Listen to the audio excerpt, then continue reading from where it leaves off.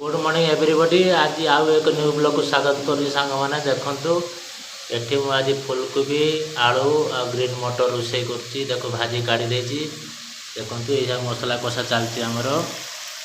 देखु सांग मैंने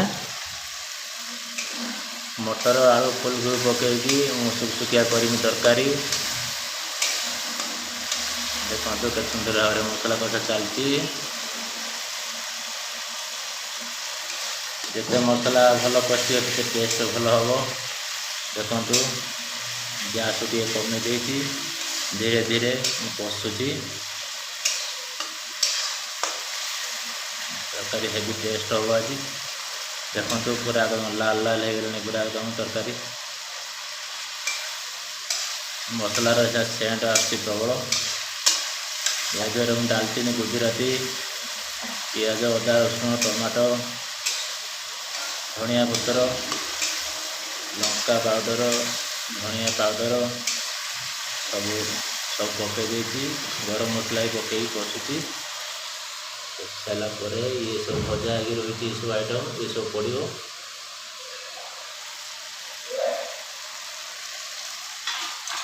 मसला हो गलानी एबे मु फुलकोबी आलू मटर जो भाजी पकाउची पकईकी टिके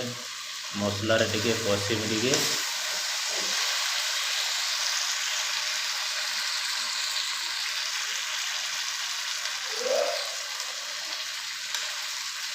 देखो मसलार कषुची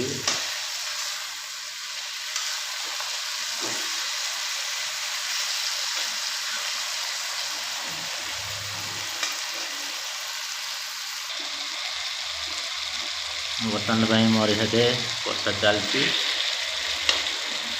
जिते कषा टे खाई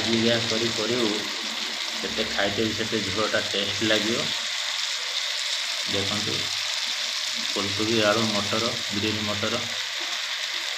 देखो ग्रीन मटर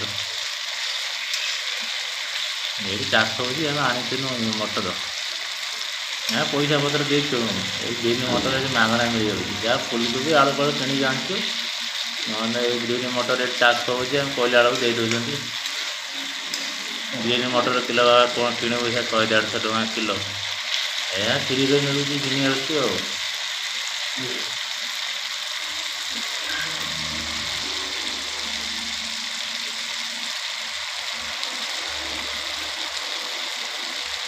पूरा देसी मटर टाटा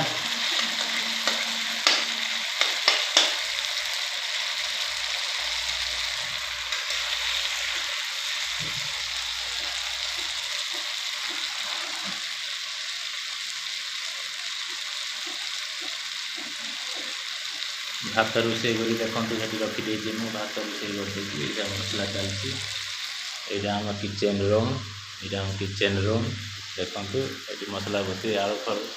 ये आलू देख चाष होता देख आलू नुआ आलू देख आमर आलू भी किणा होनी आमर ये बाड़ी आलू भी दूसरी देखो नुआ आलू के सुंदर अमृतभंडा भी आमर ये चाष हो जानचु जहाँ पियाज अदा रसुण ये किणा जाए ना आउ सब आमको बाड़िया मिल जाए बाड़ी चाष हो पाकर ना सब आम मिल जाऊँ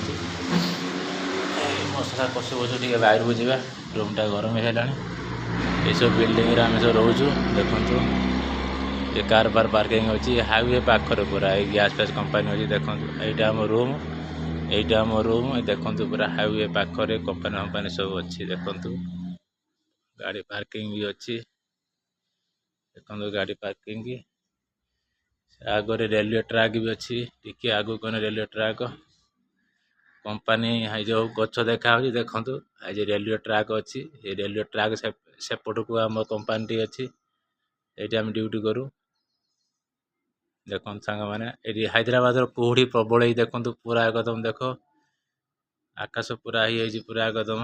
नीलवर्ण हो देखु प्रबल हैदराबाद प्रबल कुहुड़ी टोटाल बाहर बाहर एत ठंडा एत कुहुड़ी जय जगन्नाथ